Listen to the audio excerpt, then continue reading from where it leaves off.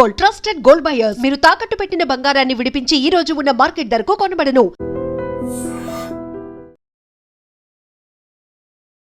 చెర్లపల్లి విజయశాంతి రెడ్డి కేసుకి సంబంధించి మిస్టరీ వీడింది అన్నటువంటి మాట పోలీసులు అయితే తేల్చారు. ఎందుకంటే దగ్గర 8 నుంచి 9 రోజులు అవుతోంది. వీళ్ళు 30 తారీఖున చనిపోతే ఇప్పటికీ కూడా కేసు ఇన్వెస్టిగేషన్ కి సంబంధించి ఈ రోజు వరకు కూడా పూర్తి స్థాయిలో అన్ని కోణాల్లో దర్యాప్తు చేస్తున్నటువంటి పోలీసులకైతే ప్రాథమికంగా నిర్ధారణ చేసింది ఏంది అంటే ఆమెకు లోన్లీనెస్ అట్లాగే డిప్రెషన్ కారణంగానే పూర్తి స్థాయిలో వాళ్ళ ఇద్దరి పిల్లల్ని కూడా అంటే డిప్రెషన్ కి లోన్ అవ్వడమే కాకుండా డిప్రెషన్ తోని ఆమె చనిపోతే గనక మళ్ళా మీ ఇద్దరు జీవించలేరు అనేటువంటిది కన్విన్స్ చేసి మరి పిల్లల్ని ఒప్పించి మరి అందరూ సూసైడ్ చేసుకున్నట్టుగా నిర్ధారణకైతే వచ్చారు. యాక్చువల్లీ ఈ కేసులో ఎప్పుడైతే చెర్లపల్లి రైల్వే స్టేషన్ లో వీళ్ళు ముగ్గురు ఆత్మహత్య చేసుకున్నారో ఆ టైంలో కూడా అక్కడే ఆమెనే కార్ డ్రైవ్ చేస్తూ దగ్గర 8 గంటల పాటు వాళ్ళ పిల్లలతోని గడిపిన తర్వాత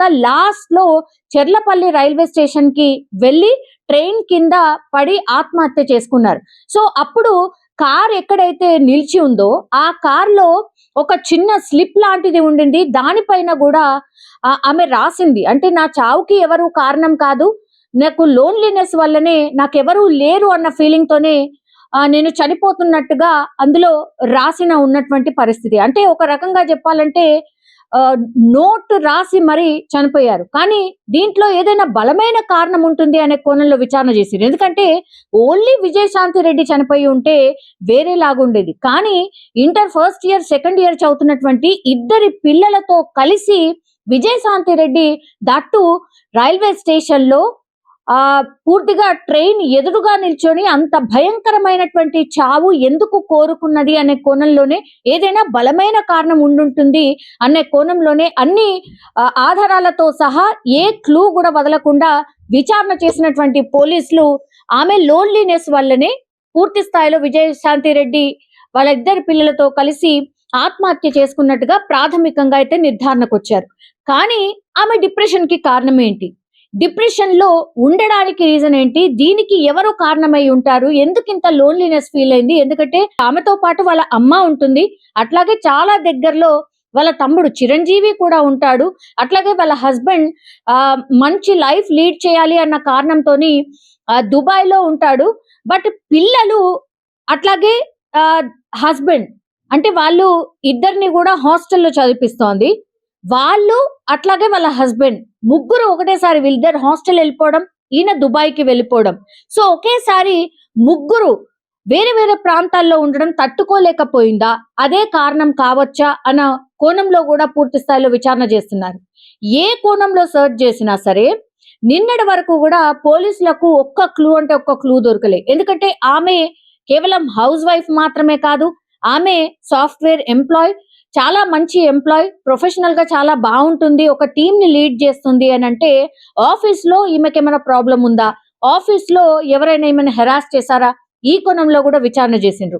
పోనీ పిల్లలు ఏమైనా కారణమై ఉంటుందా, ఎందుకంటే టీనేజర్ పిల్లలు కాబట్టి ఏదన్నా దాంట్లో ఇన్వాల్వ్ అయి ఉంటే దాని నుంచి బయటపడలేక ఇంకేదైనా వేరే ఆప్షన్ లేక ఇంకా చనిపోవడమే బెటర్ అని భావించి ఈ డిసిషన్ తీసుకున్నారా, ఇట్లా వాళ్ళ పిల్లల ఫోన్స్ కావచ్చు, అట్లాగే Vijayashanti Reddy phone and laptop కావచ్చు, ఆఫీస్ లో ఉన్నటువంటి కొలీగ్స్ ని కావచ్చు, దెన్ దగ్గరలో చుట్టుపక్కల ఉన్నటువంటి అందరి స్టేట్మెంట్ తీసుకోవడమే కాకుండా అమ్మది అట్లాగే వాళ్ళ అన్నది వీళ్ళిద్దరే చాలా దగ్గరగా ఉండేవాళ్ళు కాబట్టి వాళ్ళిద్దరిని కూడా పలుసార్లు విచారణ చేశారు. అయినా కూడా ఎక్కడ కూడా క్లూ కనిపించలేదు. పోనీ ఇంత డిప్రెషన్ లో ఉంది, ఇంత లోన్లీగా ఫీల్ అవుతుంది కాబట్టి ఎవరితోనైనా అన్నతో గాని లేదంటే అమ్మతో గాని షేర్ చేసుకుందా అంటే ఎక్కడ కూడా అట్లాంటిది కనిపించలేదు.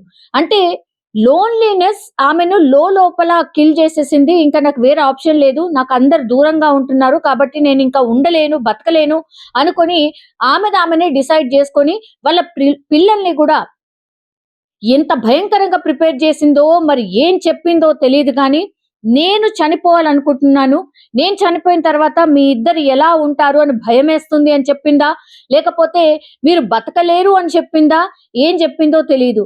పోనీ హస్బెండ్ ఏమన్నా కన్విన్స్ చేసే ప్రయత్నం ఏమన్నా జరిగిన తర్వాత కూడా అంటే రమ్మనమని చెప్పినా ఆయన రాలేదా, ఇట్లా అన్ని కోణాల్లో ఇప్పుడు ఈమె డిప్రెషన్ కి కారణం ఏంటి అనే దాంట్లో పోలీసులు దర్యాప్తు అయితే స్టార్ట్ చేశారు.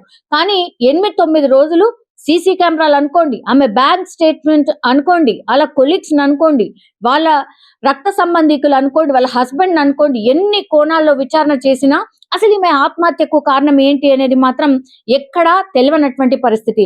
ప్రాథమికంగా నిర్ధారణకు వచ్చింది ఏంటంటే ఏ క్లూ కూడా లేదు ఆమె ఆత్మహత్యకు సంబంధించి. పూర్తి స్థాయిలో ఇంతకు ముందు వరకు కూడా, అంటే నిన్నటి వరకు కూడా ఎవరైనా ఏదైనా ఇన్ఫ్లుయెన్స్ చేసి ఆమె ఎక్కడైనా మోసపోయిందా అనే దాంట్లో కూడా పూర్తి స్థాయిలో విచారణ చేశారు. కానీ ఎక్కడ కూడా క్లూ లేదు. 100 సీసీ కెమెరాలు చెక్ చేశారు. ఎవరైనా కలిసారా, ఏమైనా థ్రెటనింగ్ కాల్స్ వచ్చాయా, ఇది కూడా చెక్ చేశారు. ఫోన్ మొత్తంగా కూడా ఫోన్ ని పూర్తిగా జల్లెడ పడితే కూడా ఒక్క క్లూ లేదు.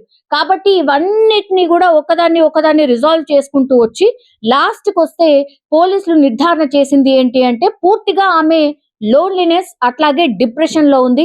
అందులో భాగంగానే ఆమె ఆత్మహత్య చేసుకుంది అని నిర్ధారణ చేశారు. ఫర్దర్ గా ఇప్పుడు దర్యాప్తు ఏ కోణంలో ఉంటుందంటే అసలు డిప్రెషన్ కి అట్లాగే లోన్లీనెస్ కి కారణం ఏంటి, ఈ కోణంలో ఇప్పుడు మళ్ళీ పోలీసులు అయితే దర్యాప్తు చేస్తున్నారు.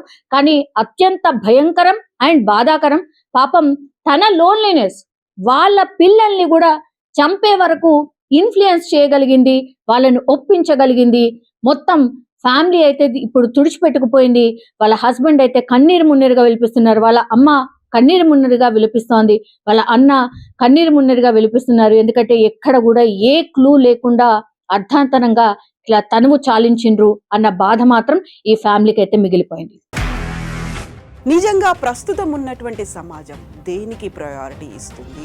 ఆర్థిక సంబంధాల చుట్టూ మాత్రమే తిరుగుతుంది. మళ్ళీ ఎన్నికలంగానే చాలా విరక్తి కలుగుతాను. మంచి అనిపిస్తుంది కదా, లేడీస్ కూడా ఛాలెంజింగ్ జాబ్స్ చేసినప్పుడు చాలా బాగుంటది. ట్రాఫిక్ అసిస్టెంట్స్ గా నియమించిన ట్రాన్స్జెండర్స్ అందరితో సాల్యూట్ చేయించుకుంటున్నారు. ఫుడ్ డెలివరీ ఇవ్వటానికి వెళ్ళినటువంటి డెలివరీ బాయ్ అనిల్ పై కళ్ళ ముందు